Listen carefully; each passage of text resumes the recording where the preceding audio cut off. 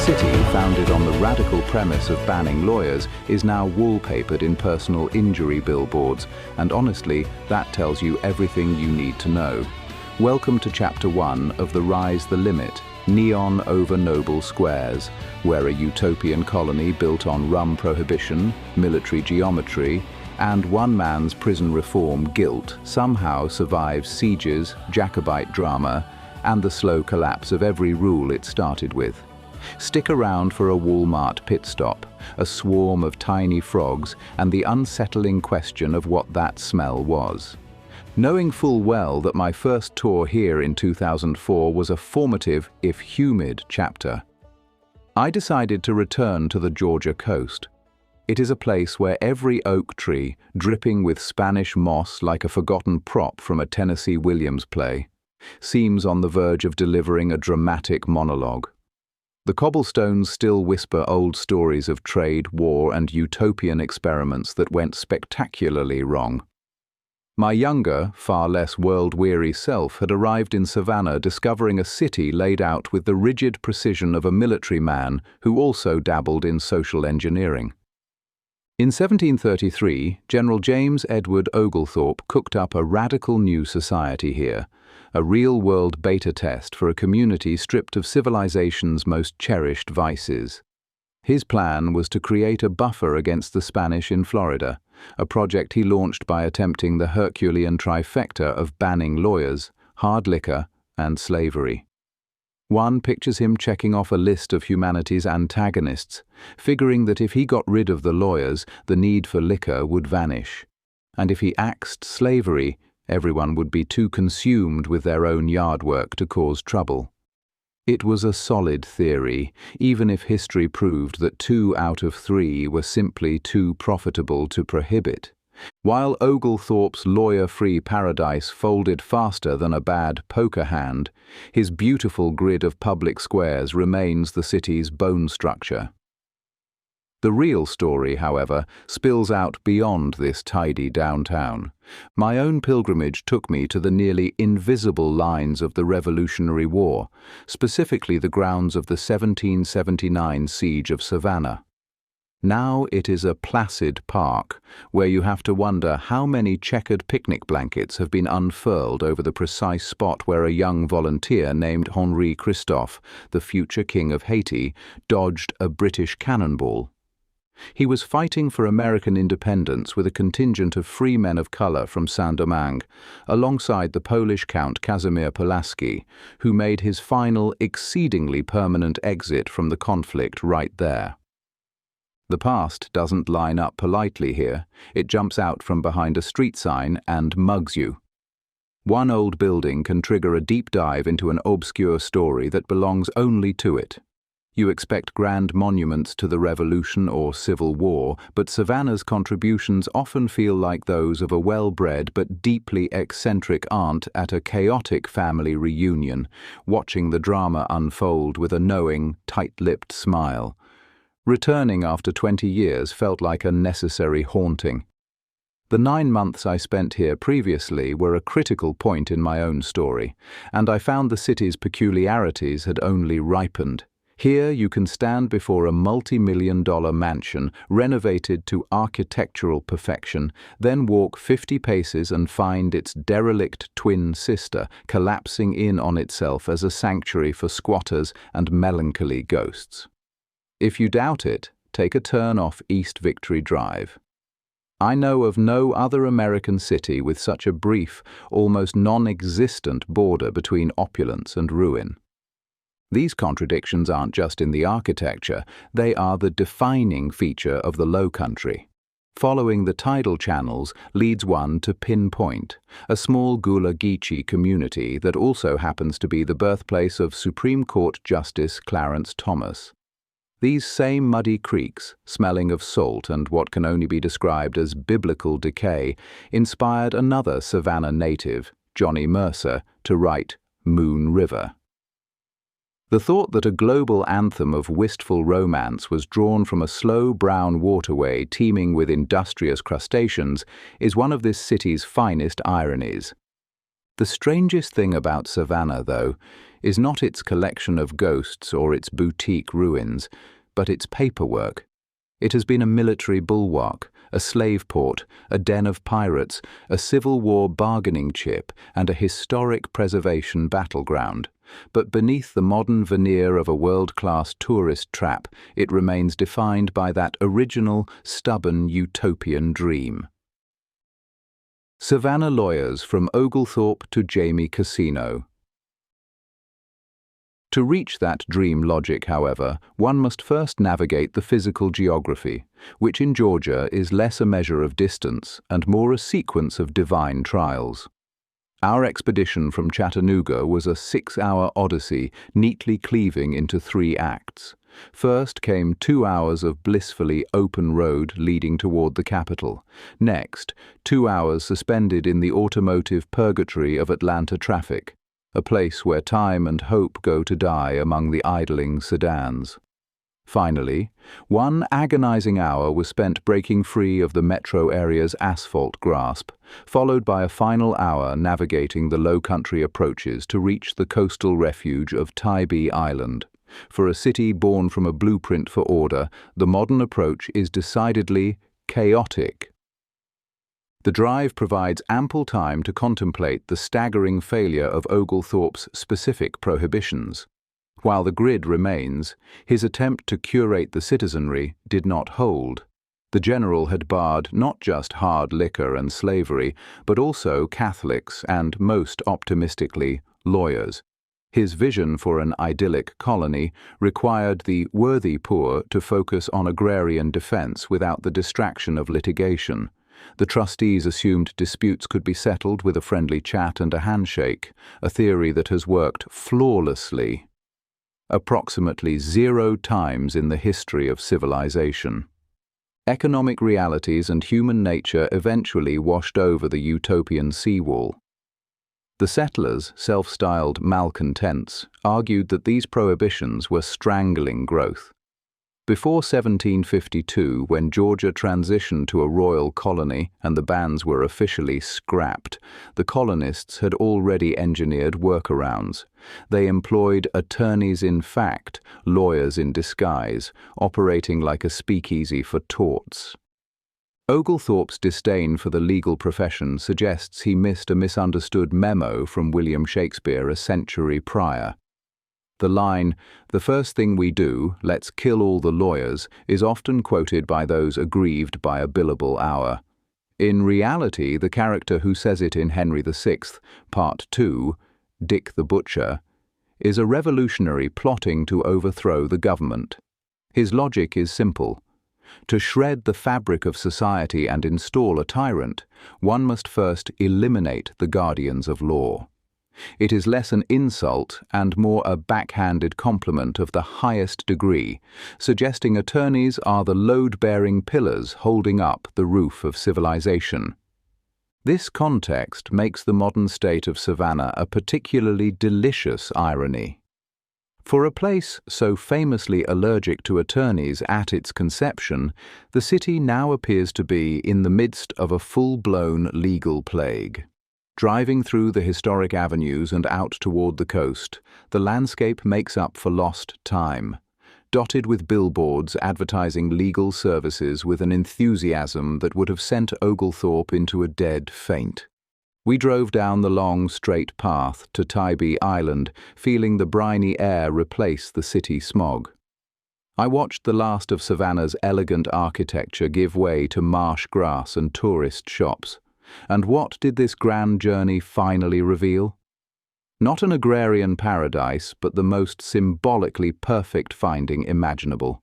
A billboard for an attorney named Jaime Casino, who has to be the most appropriately named lawyer in the world, especially if you're hoping to hit the jackpot. Oglethorpe's Georgia-born from Fleet Prison. The billboard for Jaime Casino served as the neon punctuation mark to our drive, a glowing reminder that while Oglethorpe's grid remains, his rules have long since evaporated. As the road tamed into the quietude of the coast, my mind remained snagged on the irony. We had just traversed a city founded on the explicit prohibition of attorneys, only to land in a present where personal injury claims appear to be a primary export. This disconnect forces a closer look at the architect of that original ban. Who exactly was Oglethorpe, and what kind of personal grievance drives a man to outlaw an entire profession? Founding a colony, it turns out, is rarely a get-rich-quick scheme. Often it is the act of someone who has had such a spectacularly bad experience with civilization that they decide to build a new one from scratch. It is an approach to problem-solving that makes my own tendency to compose furious unsent emails feel decidedly unambitious. On paper, James Oglethorpe was a man of exhausting competence, a British soldier, a member of Parliament, and a social reformer. In the 18th century, that was a resume equally likely to earn you a statue or a public execution, depending on the mood of the crown. He entered the House of Commons in 1722 and soon helped organize the trustees for establishing the colony of Georgia in America. 17 of the 21 trustees were also MPs, suggesting the project was less a diverse panel of colonial visionaries and more a scheme hatched in the hazy backrooms of London taverns, fueled by pipe smoke and spilled ale. Generic political ambition, however, does not explain a specific vendetta against lawyers. That requires a personal grind, and Oglethorpe has a tragic one. His crusade for reform began not with abstract idealism, but with the death of his friend, Robert Castell. An architect by trade, Castell had the misfortune of landing in a debtor's prison, an institution that functioned less as a correctional facility and more as a waiting room for the grave. Castell fell victim to the warden of the Fleet Prison, Thomas Bambridge, a man who monetized suffering with impressive efficiency. When Castell could not meet the extortionate fees for decent quarters, Bambridge forced him into a cell with a prisoner dying of smallpox. It was a death sentence delivered via roommate. Castell contracted the disease and died in December 1728. The event radicalized Oglethorpe. He toured the prisons, cataloguing their filth and cruelty, fueled by a fury that required a continental outlet. Launching a colony across the Atlantic might seem an excessive reaction to the death of a single friend, but Oglethorpe was past the point of half measures. He chaired the Jails Committee in 1729, dissecting the corruption of the penal system, and used the findings to draft a blueprint for a better way. The Georgia Project was his answer. It was not merely a military buffer or an agrarian experiment, it was a transatlantic monument to grief, built by a man who refused to let the system get away with murder. Oglethorpe's Georgia Utopia, built from bans and bylaws.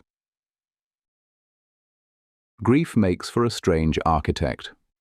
Once Oglethorpe decided to build a better world for the worthy poor following Castell's death, he faced the tedious task of drafting the bylaws. He and his colleagues, in their infinite London wisdom, decided the foundation of their Georgian Utopia would be built not on what it had, but on what it lacked. They approached societal design with the enthusiasm of a toddler discovering the word no, promptly unfurling a list of prohibitions designed to sculpt a paradise of small, hard-working farmers. They settled on 4 major exclusions to keep this new world pristine. First, with a zeal implying they had personally endured a protracted divorce settlement, they banned lawyers.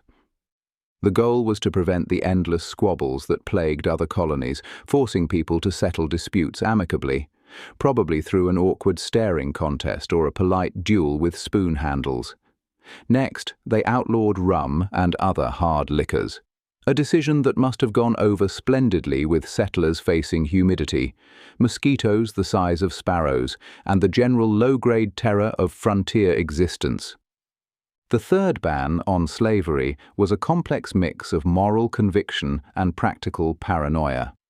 The trustees viewed it as an ethical abomination, but also as a security risk that could weaken their military buffer zone. Finally, they prohibited Catholics, which was less a theological nuance and more a nervous glance toward the Spanish in Florida, who were heavily armed and very Catholic. The operation was managed by a group with a name as grand as their ambitions, the Trustees for Establishing the Colony of Georgia in America. This was no ragtag bunch of dreamers. It was a bona fide supergroup of 21 prominent Englishmen, 17 of whom were sitting members of Parliament. They were the legislative equivalent of a Baroque orchestra where everyone insists on playing first violin. I can almost hear the rhythmic thump of their heavy seals stamping documents that would shape lives an ocean away, likely while wearing wigs that cost more than a settler's jagged farm. Leading this committee was not Oglethorpe himself, but John Percival, the first Earl of Egmont, a man who served as the group's meticulous chronicler. I imagine him noting every high-minded idea and accidental coffee stain with equal gravity. While the full board was impressive, the real work fell to a smaller Common Council of 15 who held the actual authority, proving that even in a utopia, most of the committee just shows up for the biscuits. These gentlemen received their official charter from King George II in 1732, but it came with a fascinating feature: an expiration date. They were granted control for exactly 21 years, after which the colony would revert to the Crown. It was less a permanent mandate and more of a long-term pop-up shop for societal engineering. To reinforce their noble purpose, they adopted the motto non sibi sed aliis, not for self, but for others. More than just a slogan for tote bags, their charter forbade them from receiving a salary, owning land in Georgia, or holding any office for profit there. It was a system of governance so purely selfless it feels like a misprint. Oglethorpe's Savannah, a colony on guard. It was a system of governance so purely selfless it felt like a misprint. A noble charter emblazoned with the motto non sibi sed aliis, not for self, but for others. But was the Georgia project truly born from such unadulterated altruism? The historical record suggests a more complicated truth. While the powdered wig philanthropists in London were championing the cause of the worthy poor, their chosen man on the ground, James Oglethorpe, was playing an entirely different game. It was less about charity and more about creating a human shield. Before he was a celebrated social reformer, Oglethorpe had embarked on what might be considered the 18th century's most aggressive gap year. He skipped the traditional grand tour of Italy, not to find himself in a Florentine salon, but in the thick of battle, serving in the army of Prince Eugene of Savoy against the Ottoman Empire. That experience taught him that while good intentions were lovely, a well-designed fortress was better. This martial pragmatism became the colony's true operating system. At its core, the entire Georgia enterprise was a military buffer designed to protect the prosperous and deeply anxious colony of South Carolina from the Spanish in Florida. This strategic imperative wasn't some back-of-the-napkin idea. It was etched directly onto the land. Oglethorpe's famous grid of streets and public squares, so pleasant for an afternoon stroll today, was in fact a masterful piece of defensive urban planning. Each ward, with its central square, could function as a small, self-contained garrison, a place for citizens to rally and mount a defense. The social structure, too, felt as if it were drafted by a quartermaster. Land grants were intentionally kept small to create a society of humble farmers, not because it was quaint, but because every small farmer was also a militiaman. Inheritance laws were rigid, restricting plots to male heirs to ensure that every parcel of land always had a man ready to defend it. They were a society living by the ethos of "this is fine," while sitting in a room that their neighbors had a historical interest in setting on fire. This security-first mentality echoed through every colonial policy. The trustees' prohibition on Catholics, which in London looked like religious politics, was on the ground a straightforward measure against potential agents of Catholic Spain. While the trustees envisioned a society of equals, Oglethorpe was building a platoon. He recruited famously fierce Highland Scots and settled them in Darien, on the colony's southernmost frontier, creating a forward operating base. He saw to the construction of the first Tybee lighthouse, a sentinel to watch the coast for enemy ships. His military leadership was not merely theoretical. Oglethorpe personally commanded the colony's defences, most famously repelling a full-scale Spanish invasion at the Battle of Bloody Marsh in 1742. The obsession with the Spanish threat was so complete that it even shaped the colony's intellectual pursuits. The esteemed John Wesley, while serving as rector in Savannah, asked a Jewish physician to teach him Spanish, not for a missionary trip to Madrid, but to understand the language of the enemy on Britain's front line. In the end, Georgia was founded not on a single idea, but on two competing ones. It was a place built to give people a chance, and simultaneously a place that gave them no choice but to fight. With this hybrid blueprint for a militant utopia now complete, it was time to find the colonists who would populate it and launch the great experiment across the sea. Of Anne and Argonauts, a bluff's bold beginnings. But this dual-purpose colony, part social experiment and part human shield, was still just a blueprint drawn in London. A meticulously planned fortress needs a garrison, and a utopian dream needs dreamers, or at least the worthy poor willing to take a chance. Oglethorpe's grand design, for all its strategic brilliance, remained a piece of paper until he found people to live in it. This great social experiment required its first subjects. The vessel chosen for this foundational voyage was not the Indomitable or the Vengeance, but the far more unassuming galley Anne. Described as a ship of above 200 tons, it sounds less like a flagship of empire and more like something you'd rent for a long weekend, if your weekend plans involved founding a civilization. Aboard, Oglethorpe sailed with his precious cargo, roughly 114 colonists sponsored by the trustees. The manifest reads like the setup for a sociological puzzle: 41 men, 27 women and 28 children. A fragile seed of a society. The count gets fuzzy when you add a few self-funded passengers, proving that even in a charitable venture, there's always room for those who can pay their own way. Among them was Noble Jones, whose family would later establish the fortified Wormsloe plantation, a key defensive piece in Oglethorpe's continental chessboard. On November 17, 1732, this fragile community departed Gravesend, England, their journey far from a direct shot across the pond. They made their first North American landfall in Charlestown, South Carolina, on January 13, 1733. I imagine this was less a triumphant arrival and more a protracted layover.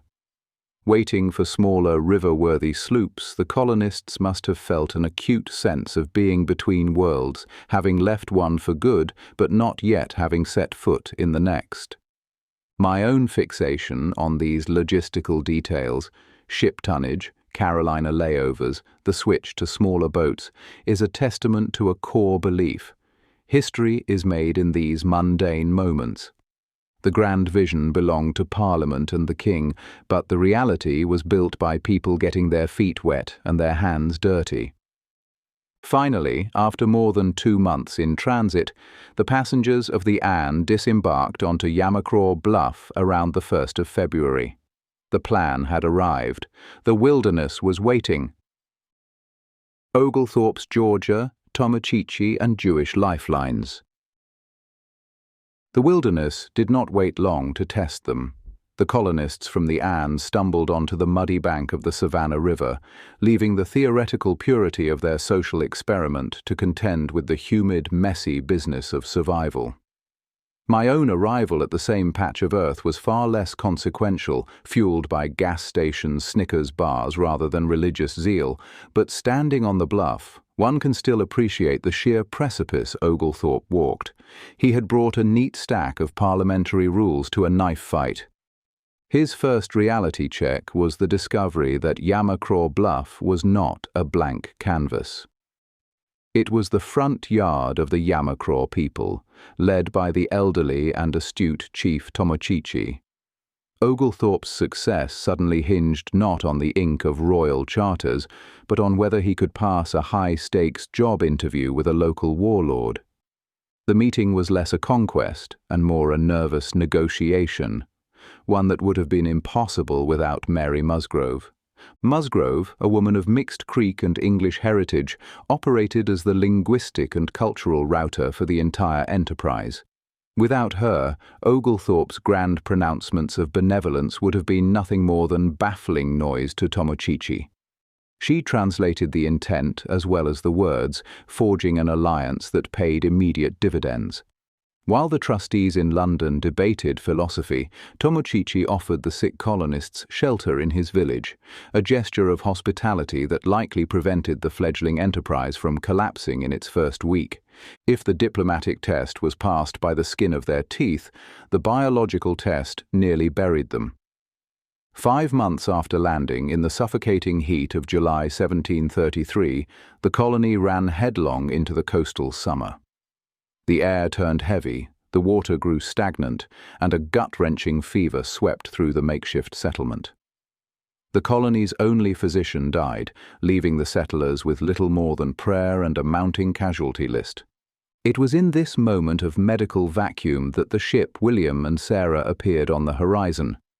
It carried 42 Jewish settlers, a demographic explicitly missing from the trustees' approved guest list.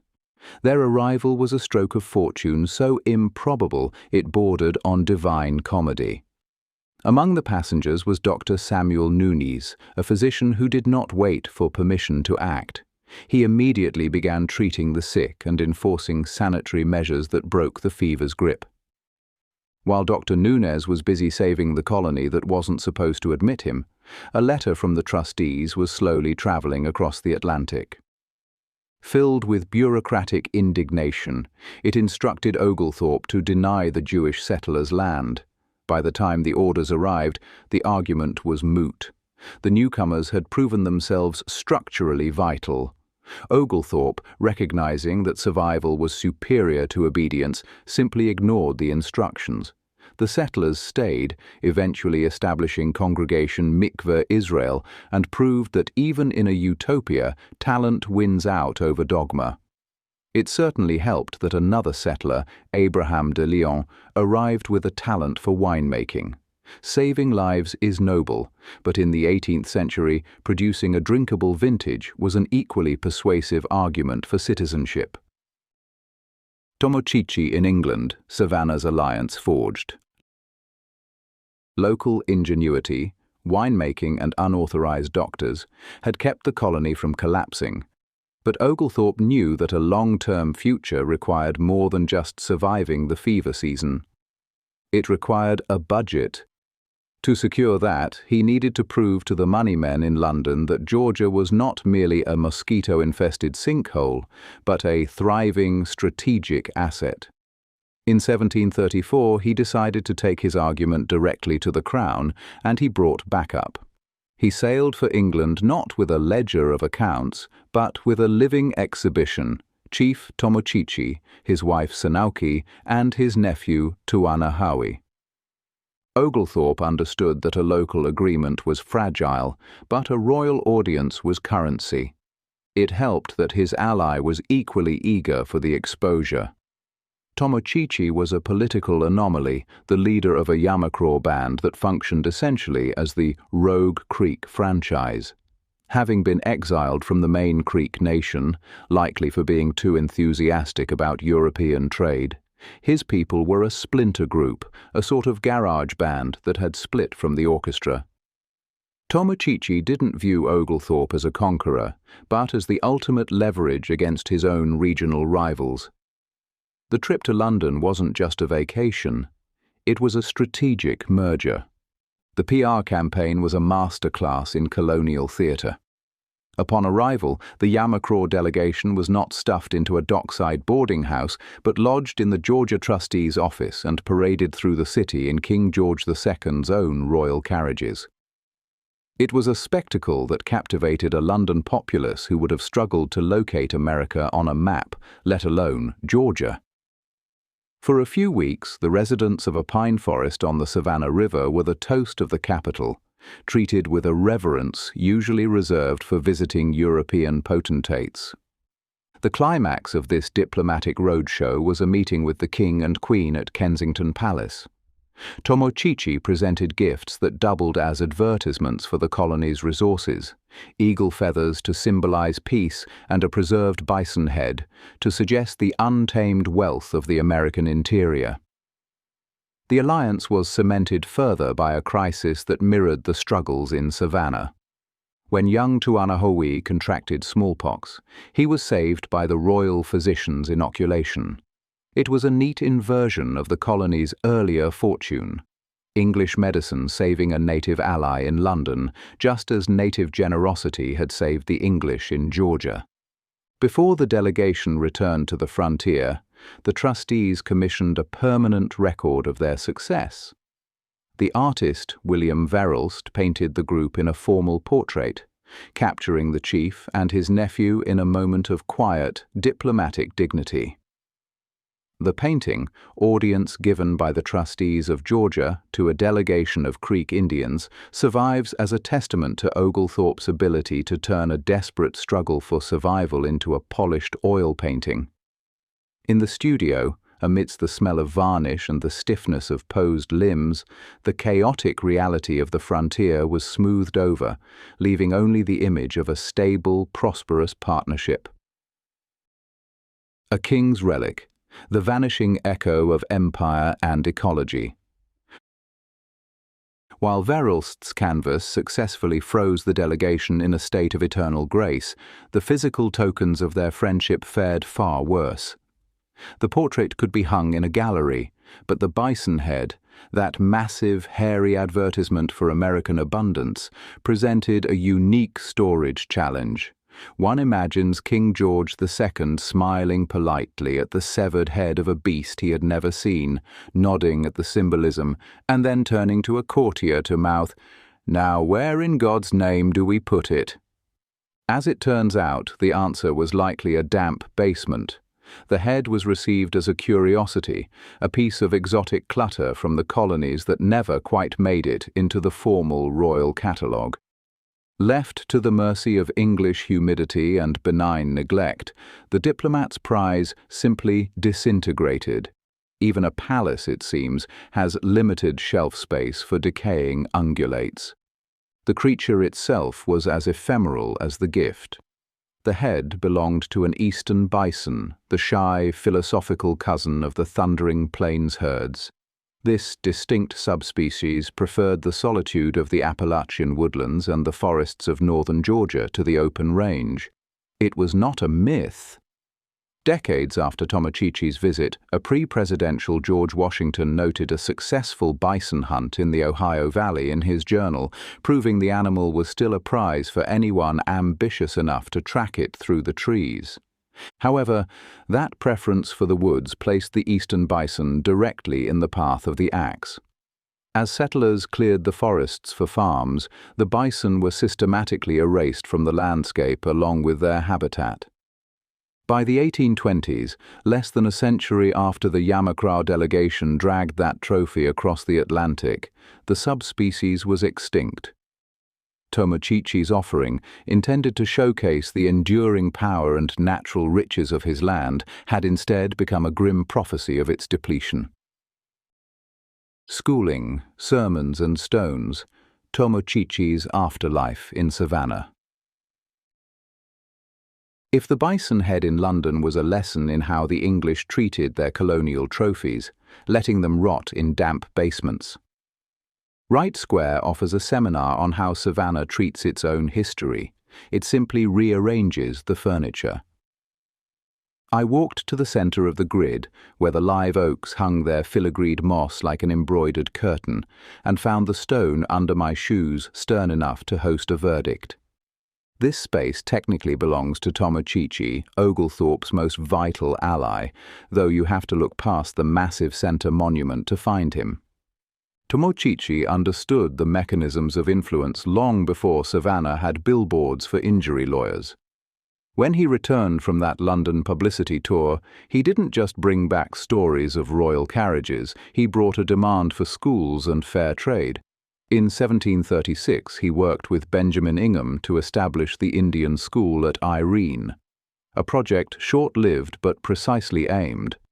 To the Yamacraw leader, education wasn't charity. It was alliance building, the diplomatic equivalent of sharpening a quill before signing a treaty. Standing by the square's edge, I pictured a classroom where the blackboard doubled as a map, every new English word widening a path through the woods. Theological motives were murkier. Later writers, working with the confidence of men who never met a footnote they couldn't bully, often claimed the chief had a deep interest in Christianity. But a closer look at Oglethorpe's reports suggests the desire to be instructed was likely a pitch designed to pry open London purses for mission funding. The trustworthy records show a leader who engaged with missionaries but whose own beliefs never quite signed the guest book. His faith remains as quiet as a sanctuary after the ushers have counted the collection. Silence, however, did not mean passivity. Until his death in October 1739, Tomochichi continued to mediate between the British, the Spanish, and the Lower Creeks, steering conversations that could have easily drifted into gunpowder. When he died, a diplomat's death, measured and mid-conversation, Savannah responded like a garrison town that understood its debt. They buried him here, in what was then Percival Square, with full military honors. The cadence of drums mixed with the clatter of hooves, and a pyramid of stones was stacked over his grave like a final disciplined command. But a few years later the math of small numbers caught up. The Yamacraw band folded back into the larger Creek nation, and by the 1750s their distinct name had vanished from the bluff like chalk washed away by rain. The city stayed. The laws shifted. And the square held its tone, even if it couldn't hold its monument. By the mid-17th century, the stone pyramid was gone, a memorial with the survival instincts of a paper program in a thunderstorm. As the city grew through the 19th century with determined optimism, it decided that every era deserves its own punctuation mark. In 1880, that mark arrived in the form of a monument to William W. Gordon, a railroad founder. The city planted it directly on top of Tomochichi's grave. It is handsome in a stern Victorian way, like a sermon that turns out to be a budget presentation, pointing up while explaining nothing. It took 19 years for a correction to roll in. In 1899, the colonial dames placed a granite boulder nearby to honor the displaced chief. It's not a grand gesture, but a stubborn one. The boulder sits low and solid, a sentence that refuses to be overwritten. School children touch it, tourists photograph it, and the occasional distracted traveler tries to set a coffee cup on it before realizing they are flirting with blasphemy. You arrive here looking for Oglethorpe's conscience and leave with a lesson in how influence actually works, through alliances, classrooms, and funerals that look like parades. The sounds today are horns, bus brakes, and tour guides speaking into headsets. But if you let your ear tip toward the boulder, a different rhythm surfaces, a voice urging trade and keeping peace in a borderland where every path was contested. I took one last lap around the square, the shade cool as an Anglican leaflet. Tomochichi has been many things in this city: emissary to a king, co-founder of a school, subject of fundraising prose, and a mislaid pyramid displaced by a railroad mogul. Now he is a granite boulder beside a busy crosswalk. Somehow it is the crosswalk that still scandalizes people. No one can agree on who has the right of way. From Ebenezer to Wormsloe, Savannah takes root. Walking away from the contested right-of-way in Wright Square, the abstract calculus of colonial statecraft feels heavy in the humidity. Oglethorpe had mastered the theatrical side of things, parading bison heads before kings and stacking stones for chieftains, but pageantry doesn't clear forests. To actually hold the ground he had negotiated for, he needed a workforce that wouldn't collapse under the triple threat of heat, malaria, and Spanish introspection. He required the worthy poor to be less of a charity case and more of a special forces unit, pious, industrious, and preferably immune to the siren song of rum. In short, he needed the exact opposite of the average Londoner. Fortunately, the geopolitical chaos of Europe put a fresh batch of ideal candidates on the market. In 1731, the Prince Archbishop of Salzburg decided to purify his domain by expelling roughly 20,000 Protestants. When news of these displaced German-speaking Lutherans reached the Georgia trustees, it looked like a divine procurement order. Here was a distinct demographic, pre-vetted for resilience, a group that viewed backbreaking labor in a subtropical swamp as a significant upgrade from religious persecution. King George II, a German Lutheran himself, was sufficiently moved by the shared theology to open the royal coffers. It turns out that having the same hymnal as the monarch is an excellent way to secure funding. The first group of Salzburgers arrived in 1734. For Oglethorpe, their arrival must have been a relief. Finally, settlers who were not wary indigenous leaders or aristocratic supervisors, but people who simply wanted to work. He led them personally to a plot of land they named Ebenezer, a biblical reference to a stone of help. The help was necessary. The location Oglethorpe approved was, hydrologically speaking, a disaster. A creek-riddled morass that proved impossible to cultivate and lethally effective at breeding mosquitoes. One has to imagine the general's internal strain during this period, smiling at his most promising colonists while pointing them toward a patch of mud that was actively trying to kill them. The Salzburgers, however, were pragmatic to a fault.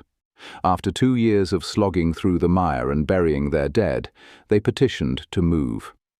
They relocated to a bluff they christened New Ebenezer, where they promptly became the colony's functional spine. They established the first orphanage and the first Sunday school in Georgia, maintained a fierce anti-slavery stance, and produced silk and timber with an efficiency that made the English settlers in Savannah look like they were on a gap year. If the Salzburgers were the model community, Noble Jones was the model engine. I had noted his name on the manifest of the Anne, the ship that brought the first colonists, but his title, artisan, does a disservice to his utility. Jones was the colonial equivalent of a multi-tool. During his tenure he served as a carpenter, surveyor, physician, constable and militia captain, often switching roles before the sweat had dried from the previous task. He was the man you called to treat a fever, draw a property line, or arrest a drunk, possibly all within the same hour. In 1736, Jones leased 500 acres on the Isle of Hope to build his estate, Wormsloe. In any other colony, a country estate suggests leisure, a place for fox hunts and port wine. But Jones built Wormsloe with the grim practicality of a man who knew who his neighbors were. The main house was fortified, the walls thick and the sightlines clear. It commanded the strategic water approach from the south, acting as a tripwire for Spanish incursions from Florida. It was a residence that doubled as a bunker, a clear signal that in Georgia, even the architecture was sleeping with one eye open. Ears and fortresses. The shell game of empire in St. Augustine. Jones built his bunker at Wormsloe because he knew what was coming. Oglethorpe might have sold the colony to London philanthropists as a refuge for the worthy poor. But to the Spanish down in Florida, Georgia was nothing more than an trespassing weed in their backyard. The general had worn many hats since landing: Utopian architect, prison reformer, banner of lawyers, but now he had to don the one he was trained for: war starter. In the grand theatre of history, initiating an international conflict is somehow less controversial than prohibiting attorneys. The war that finally dragged the colony into the mud, the magnificently named War of Jenkins's Ear, began not with a cannon blast, but with a squish. Long before the shooting started, Britain had secured a tidy little contract from Spain called the Asiento de Negros. It was a 30-year monopoly, allowing the South Sea Company to supply enslaved Africans to Spanish America, with one curious perk: the right to send a single merchant ship each year, the Navío de Permiso, to sell general goods. The British, possessing a national genius for exploiting fine print, treated this single-ship policy less as a rule and more as a dare. Fleets of smaller boats would furtively resupply the mothership under cover of darkness, effectively turning one vessel into a perpetually restocked floating Costco. This sort of logistical mockery irritates coastguards. In 1731, a Spanish patrol boarded a British ship captained by Robert Jenkins. Words were exchanged, tempers flared, and a Spanish officer decided to confiscate Captain Jenkins's left ear, telling him to "Go and tell your King George that I will do the same to him." For 7 years, this was just a particularly gruesome workplace injury anecdote. Then, in 1738, with trade disputes simmering, opponents of the Prime Minister trotted Jenkins out before Parliament. He reportedly displayed his severed part in a jar, presenting the pickled ear like a sommelier offering a vintage, if slightly desiccated, Merlot. Politicians, sensing an opportunity to weaponize outrage, turned a trade grievance into a national rallying cry. The war officially kicked off in 1739, and because Europe can never resist a multi-car pileup, it soon blended into the much larger War of the Austrian Succession. While London worked itself into a lather over a piece of cartilage, the fallout rained down on Savannah. Oglethorpe received orders from King George II to annoy the Spanish subjects in Florida. Likely the most gloriously understated royal command for organized violence ever issued. It was the geopolitical equivalent of being told to go poke a sleeping bear with a stick. Oglethorpe, however, had better reasons to march than a king's whim. St. Augustine was a Spanish dagger pointed at George's throat, and the threat wasn't just ballistics, it was demographics. Spain's 1693 decree offered freedom to any enslaved person who could reach Florida, convert to Catholicism, and serve the crown. Just north of St. Augustine stood Fort Mose, a settlement of free black militia that acted as a living, breathing advertisement for this policy. For the British planters in the Carolinas, Fort Mose was a terrifying radio signal broadcasting labor unrest. For London, the war was about trade routes. For Oglethorpe, it was about survival. In May 1740, he went on the offensive. He gathered a force of roughly 1,000 regulars, militia, and native allies, and marched south to tighten a fist around St. Augustine. He seized outposts to cut land routes and set up batteries on Anastasia Island to bombard the city. His arsenal included everything from heavy 18-pounders to small portable mortars called cohorns, which the Spanish governor Manuel de Montiano charmingly referred to as cow horns. Out on the sun-beaten, salt-caked island, the stubby mortars would whoomp, lobbing shells over the water in high, lazy arcs aimed at the Spanish citadel. The Spanish, however, did not wait to be pounded into submission. The first decisive blow came from the marsh, not the fort. In June, a force led by Francisco Menendez, captain of the Fort Mose militia, launched a surprise pre-dawn raid on Oglethorpe's forward post. The attack, now remembered as Bloody Mose, mauled the British advance guard of Scottish Highlanders. The survivors learned a lesson every Florida visitor eventually absorbs. The ground here has opinions, and they are usually hostile. Meanwhile, the Castillo de San Marcos simply sat there, behaving like a smug, ancient turtle. The fort is built of coquina, a local shellstone that defies the laws of European siege warfare. Instead of shattering under impact, the soft stone compresses. British cannonballs would thud into the walls and simply stick there, as if the fort was annoyed by the mess and decided to pocket the litter. To make matters worse, the British naval blockade proved as porous as the stone. Spanish ships from Havana treated the Matanzas inlet like a colonial drive-through, resupplying the garrison at will. When a full relief fleet appeared on the horizon in July, the game was up. Oglethorpe lifted the siege, his army dusted with sand, smoke, and a thick coating of pure frustration. Spain, having identified the weak spot, promptly built Fort Matanzas to guard that southern inlet for good. Oglethorpe failed to take St. Augustine, but he eventually got his redemption. 2 years later, when the Spanish launched a counter-invasion of Georgia in 1742, he repelled them at the Battle of Bloody Marsh on St. Simon's Island. It was the decisive checkmate that secured the colony as British territory. One wonders if, years later, Captain Jenkins ever looked at the jar on his mantle and thought, well, at least Savannah is safe. Marshes, Muskets, and Montiano, St. Simon's, 1742. The site of Oglethorpe's vindication sits some 85 miles north of his failure at St. Augustine on the quiet, salt-crusted coast of St. Simon's Island. If the siege in Florida was a tragedy of ambition, the defense of Georgia was a masterclass in making do. 2 years after retreating from the Coquina Walls, Oglethorpe found himself on the receiving end of the invasion. In July 1742, Governor Manuel de Montiano arrived to settle the border dispute, bringing 36 ships and nearly 2,000 men. He landed at Gascoigne Bluff with the confidence of a landlord coming to evict a noisy tenant.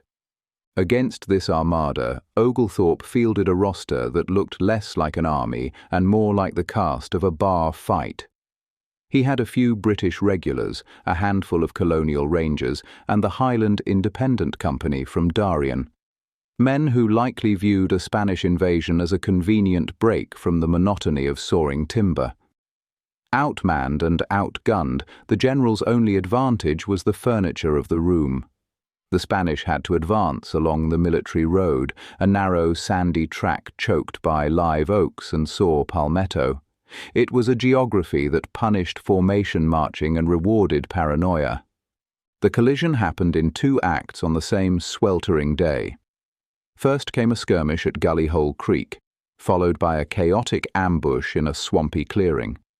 The Highlanders, fighting with a ferocity that suggests they took the invasion personally, managed to stall the Spanish advance, but a pause is not a retreat, and Oglethorpe knew the math wasn't in his favor. If the Spanish organized a proper assault, his defensive line would snap.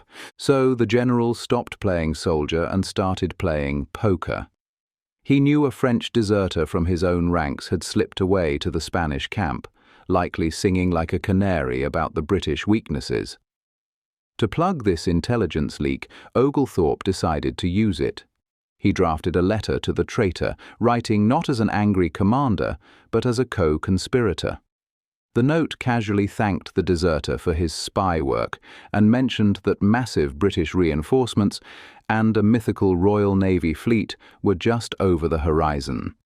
He then paid a Spanish prisoner to deliver the letter, betting everything that it would be intercepted. It was the sort of tactical lie that belongs in a heist movie. Governor Montiano, already rattled by the ambush and the suffocating terrain, read the intercepted letter and saw a trap closing around him. To sell the fiction, Oglethorpe scattered drummers through the woods, ordering them to beat cadences that mimicked a much larger force. Surrounded by phantom battalions and facing a naval armada that existed only in ink, the Spanish governor decided the real estate wasn't worth the trouble. He packed up his 1,900 men and sailed back to Florida, defeated by a piece of paper. Walking the site today, the silence is heavy. The area is officially known as Bloody Marsh, a metal band name that promises carnage on an epic scale. The reality is far more subdued. Spanish records, which had no reason to downplay their own losses, list only 7 grenadiers killed in the action. The name is pure marketing, a dramatic label for a victory won largely through mail fraud and acoustics. Yet, standing among the marsh grass where the insects click like distant muskets, you have to admire the audacity. Oglethorpe had spent a decade trying to build an ideal society on strict rules and moral prohibitions, only to save it with a dirty trick.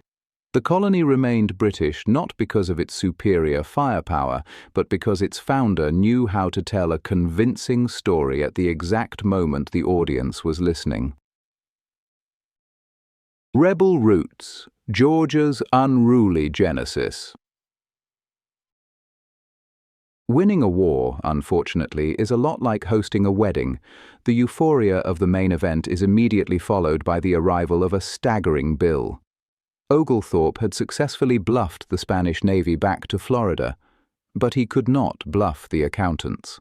The colony, designed as a utopian buffer, was proving to be a fantastically expensive shield, and the mood in Savannah shifted rapidly from relief to resentment. While the general was busy playing three-dimensional chess with Governor Montiano, a faction of colonists known by the brilliantly unsubtle name the Malcontents had organized back home. These men viewed the trustees' high-minded prohibitions not as moral guardrails, but as economic shackles. To them, living in Georgia while looking across the river at South Carolina was like sitting in a dry county watching your neighbors throw a decadent, never-ending block party. The Carolinians were swimming in cash derived from vast plantations fueled by rum and built on the backs of enslaved labor. The malcontents' argument was brutally simple: you cannot win a foot race if your opponent is riding a horse. Their grievances centered on the lethal trifecta of Oglethorpe's bans: no rum, no slaves, and no large landholdings. They saw the restriction on hard liquor as a barrier to trade, the ban on slavery as a labor crisis, and the inheritance laws, which prevented families from accumulating large estates, as a guarantee of permanent poverty. In 1741, they formalized their complaints in a publication titled A True and Historical Narrative of the Colony of Georgia. It was a scathing critique, effectively the 18th century equivalent of a viral takedown thread, designed to shred the trustees' reputation in London coffeehouses. This chorus of complaint was amplified by the resounding failure of the colony's original business plan. The trustees, dreaming in the cool air of their London offices, had envisioned Georgia as a Mediterranean paradise of boutique agriculture. They bet the farm on silk and wine. But the Georgia reality was humidity, sand gnats, and soil that refused to cooperate. The mulberry trees struggled, and the silkworms, seemingly appalled by the low-country climate, staged a biological strike. The dream of a silk empire unraveled, while the crops that actually thrived in the tidal muck, rice and indigo, required exactly the kind of large-scale, labor-intensive plantation system the trustees had forbidden. As the silkworms died and the ink on the malcontents' pamphlets dried, the military budget continued to hemorrhage cash. The defense of the colony had been a strategic triumph but a financial black hole. Back in London, Parliament began to scrutinize the balance sheets, noting a distinct lack of profitable wine and a terrifying abundance of defense expenditures. Their enthusiasm for Oglethorpe's experiment began to evaporate, drying up just as surely as a patch of grapes left out in the Georgia sun. From bulwark to broker, Savannah's post-Oglethorpe shift. Like a musician who plays a killer encore and then wisely gets off the stage before the crowd can demand a refund. Oglethorpe departed Georgia for the last time in 1743.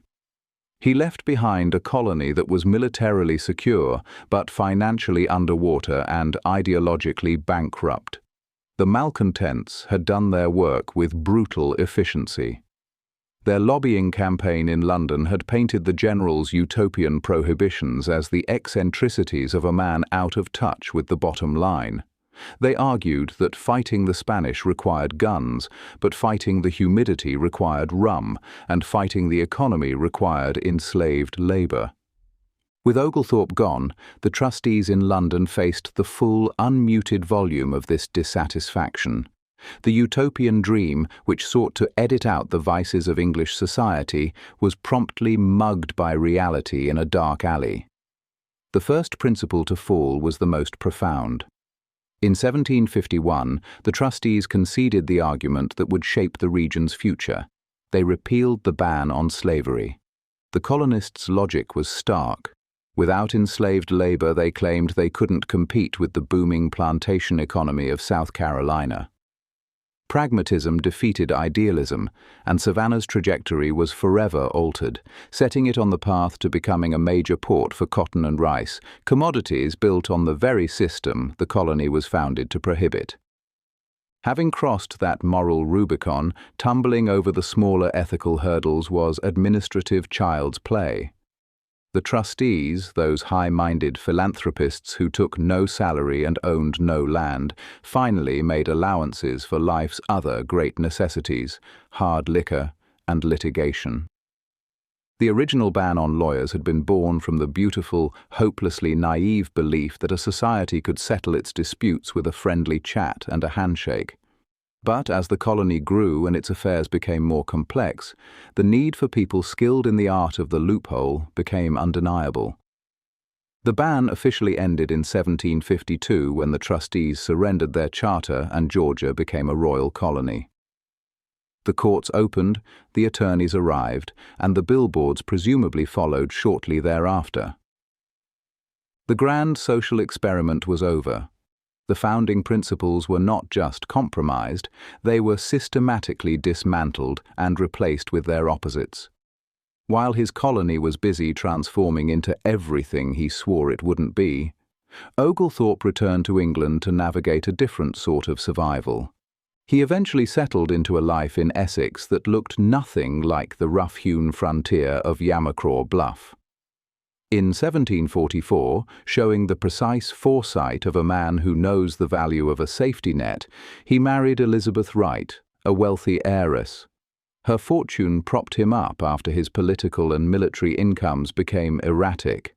There is a thick historical irony in the fact that the man who founded a colony for the worthy poor ended up as a kept man, comfortably insulated from the debts and struggles that defined his settlers' lives.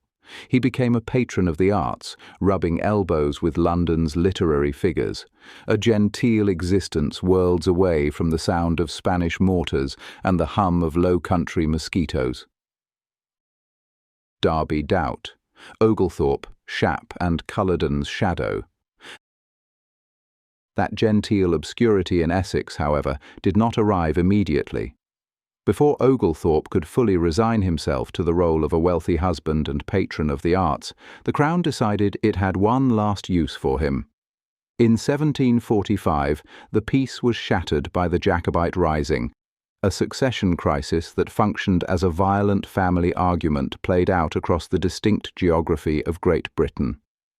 The disruption arrived in the form of Charles Edward Stuart, known to romance novels as Bonnie Prince Charlie. The goal was to remove King George II and restore the Stuart line, a project led by a man who had been born and raised in Rome. He landed in the Scottish Hebrides with a pedigree that was theoretically British but culturally Italian, backed by French promises and a localized dissatisfaction with the status quo. What began as a long-shot invasion quickly morphed into a legitimate threat. Within weeks, the Jacobite army had taken Edinburgh and was marching south, a tartan wave rolling toward a panic-stricken London. Oglethorpe, reinstated as a major general, was sent north to help stop the bleeding. It was a miserable assignment. The campaign involved chasing a phantom army through the winter mud, a task that offered all the discomfort of the Georgia frontier, but none of the warmth. The turning point for Oglethorpe came in December near the village of Shap. Tasked with harassing the retreating Jacobite rearguard, he found himself staring into the gloom of a wet winter evening. His troops were exhausted, the terrain was treacherous, and the enemy position was obscure. Relying on the caution that had served him well against the Spanish, he decided against a risky night attack, allowing the rebels to slip away into the dark. This hesitation would cost him more than a battle. The next day, government forces clashed with the Jacobites at Clifton Moor. History books often aggrandize this skirmish as the final battle on English soil, a title that lends a certain epic weight to what was essentially a confused twilight brawl in a soggy field. The retreat continued, but the government needed a scapegoat for the fact that the rebellion hadn't been crushed sooner.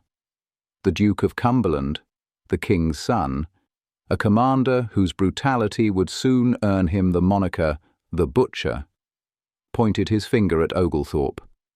In 1746, the founder of Georgia faced a court-martial. The accusation was lingering on the road, a charge that sounds like a traffic violation but carried the weight of treason.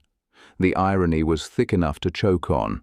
The man who had famously banned lawyers from his Utopian colony was now forced to mount a legal defense of his own life. Oglethorpe approached the trial with the same meticulous detail he had once applied to city planning. He produced witnesses, mapped movements, and justified his caution as a tactical necessity rather than cowardice. The board of senior officers agreed, delivering a full acquittal, but in the 18th century army, exoneration was not the same as restoration. The Duke of Cumberland did not forgive, and the stigma of the trial stuck like wet clay. Oglethorpe was promoted to lieutenant general the following year, but it was a rank without a role. The Crown never gave him another field command. The acquittal was effectively a retirement letter, pushing him out of the history books and back to his estate in Essex, where the only battles left to fight were against the gout. Conscience of Georgia, Oglethorpe's failed Utopia, a refused command, and liberty's vindication. Most generals would count an acquittal as a victory, a restoration of honor, but Oglethorpe's exoneration felt more like winning a procedural argument with a homeowners association. You might not have to repaint your door, but you are socially obligated to avoid eye contact with the board members for the rest of your life. The Duke of Cumberland, a man who held grudges with the tenacity of a barnacle, ensured the general was blacklisted from any meaningful command. Despite a nominal promotion to lieutenant general, Oglethorpe was effectively moved to a corner office with no phone. For 30 years he remained the British Army's most senior and least utilized piece of hardware. He became a living fossil from a previous era, a man whose primary campaigns were fought against the encroaching weeds in his Essex garden. Then, history displayed its wicked sense of comic timing. A rather serious disagreement over taxes and representation erupted across the Atlantic, and London found itself scrambling for experienced leadership. Someone in the War Office must have dusted off a personnel file and muttered, "Don't we still have that Oglethorpe fellow?" He was reputedly offered command of the British forces in America, a job that would have pitted him directly against the very colonists he once protected. The offer was a test of a man's soul wrapped in a military contract. He politely declined. This wasn't the hesitation of a doddering old man afraid of a long sea voyage. It was a quiet, firm declaration. Oglethorpe viewed the colonists not as rebels to be crushed, but as Englishmen defending their inherited liberties. It was as if he saw the revolution not as treason, but as a dangerous breach of the terms and conditions everyone had implicitly agreed to a century prior. He regarded the Americans less as insurgents and more as very well-organized sticklers for the rules. This personal stand was all the more remarkable given what had become of his own project. Georgia, the society he founded to be free of human bondage, had long since abandoned his idealistic regulations. By 1751, the colony had legalized slavery, transforming into the exact kind of plantation-driven economy he had tried to prohibit. While his life's work was being undone on the ground, Oglethorpe doubled down on his principles in England, becoming a close ally of Granville Sharp, one of the nation's foremost abolitionists. It was his way of asserting that even if the business venture had failed, the founder's mission statement remained valid. The real tragedy in his eyes was likely not the American rebellion, but the royal mismanagement that had discarded his humane vision and planted seeds that bore such bitter fruit. He lived just long enough to see his judgment validated. In 1785, a month before his death, he dined in London with the first United States ambassador to Great Britain, John Adams. The tableau is striking. Oglethorpe, a relic of the empire, breaking bread with the agent of its greatest fracture. Adams reported that the old general, well into his 90s, expressed great esteem and regard for America and seemed pleased to have witnessed the revolution's outcome. Adams found him still sharp as a whip. That is high praise coming from a man who helped engineer a republic born from a tax dispute. After founding a colony, fighting the Spanish, and outliving an empire's patience, Oglethorpe had earned the right to have a pointed opinion. Squares and stores, from Oglethorpe's order to frog invasion. Posthumously. James Oglethorpe discovered that his most enduring battle was not against the Spanish or the British High Command, but against the branding department. While the man himself exited the stage in 1785, his name was promptly conscripted into regional service, applied to the landscape with the relentless enthusiasm of a spray paint tagger. The government named a cavalry post near Chattanooga Fort Oglethorpe in 1904, a century too late to be of any tactical use to him. On the coast, the lighthouse he originally ordered for Tybee Island, a simple daymark to guide ships, was rebuilt and canonized as a historic site. Even his hunting lodge on Cumberland Island, Dungeness, eventually morphed into the ruins of a Carnegie mansion, proving that in Georgia, even a hermit's retreat is just a few decades away from becoming a Gilded Age spectacle. His most authentic relic, however, remains the very ground beneath Savannah's feet. The urban grid he designed, that masterpiece of right-angled idealism, managed to survive General Sherman's 1864 field trip through the South. Sherman, a man whose primary hobby was industrial-scale arson, famously spared Savannah, presenting the city to President Lincoln as a Christmas gift. This act of festive restraint ensured that the city core remains not a modern metropolis, but a beautifully preserved, full-scale model of Oglethorpe's intent to engineer communitarian bliss through the sheer force of geometry. To pay my respects to this legacy, I embarked on a pilgrimage to the most culturally significant site bearing his name, the Oglethorpe Mall. It was here years ago that I labored at the Bombay Company, a purveyor of faux colonial furniture that allowed suburbanites to decorate their living rooms like a pith-helmeted officers' club. Standing before the storefront, I found the mahogany tables and brass-cornered campaign desks were gone, replaced by a lingerie retailer. It felt like a profound shift in local commerce, a transition from the era of heavy colonial roleplay to an age of intricate underwire engineering. Having paid homage to my own commercial history, we continued the drive toward the coast. We passed the hospital where my wife and I once worked, then rolled by my old apartment building. In my day, it was called the Alhambra, a name that aimed for Moorish grandeur but achieved only stucco decay. It has since been repainted and given a name that sounds like a mid-range crossover SUV. We made a final Prohibitions stop at a Walmart, where I once, in an act of profound fiscal desperation, bought a crate of ramen large enough to sustain a small army before we broke free of the city's gravity. Our destination was a rental house on Tybee Island. The approach was marked by a panicked call from my mother-in-law, who had arrived early to report a suspicious odor and a potential break-in. This domestic crisis evaporated upon arrival. The intruders were phantom, and the smell was merely the musty perfume of a beach house that had sat empty for a week. As I unloaded the bags, however, I realized the colony remained under siege. A legion of tiny grass frogs, the smallest amphibians in North America, had amassed on the porch. They were pinging against the screen door in a relentless green tide. An advance guard determined to retake the rental property. Oglethorpe had to hold the line against Spanish grenadiers. I only had to contend with a battalion of creatures the size of a fingernail, though I suspect their numbers were greater. And that brings us to the close of Chapter 1. Neon over noble squares, where a city planned as Utopia learned to survive through alliance, deception, and compromise, its grid enduring long after every founding rule was broken, right down to the lawyer ban now mocked by billboards on every block.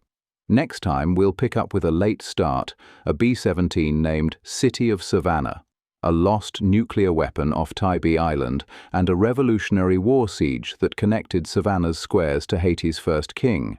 If you enjoyed this journey, the complete travelogue is available right now as a Kindle book on Amazon, Palmetto Bugs and Broken Arrows, and if you want to come behind the scenes and get bonus content, you can join my community on Patreon.